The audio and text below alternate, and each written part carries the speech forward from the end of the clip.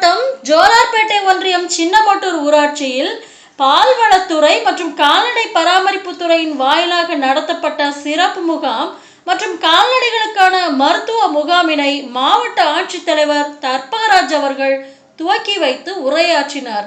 உடன் கூட்டுறவுத்துறை இணைப்பதிவாளர் பாலகிருஷ்ணன், ஆவின் பொது மேலாளர் இளங்கோவன், ஆவின் மேலாளர் பொறியியல் நேசகுமார், கால்நடை பராமரிப்புத்துறை உதவி இயக்குனர் முரளி சதானந்தம், மாவட்ட முன்னோடி வங்கி மேலாளர் ராஜன், கால்நடை மருத்துவ அறிவியல் பல்கலைக்கழக உதவி பேராசிரியர் ரூபினி பாலா, உள்ளாட்சி பிரதிநிதிகள் மற்றும் துறை சார்ந்த அலுவலர்கள் பங்கேற்றனர்.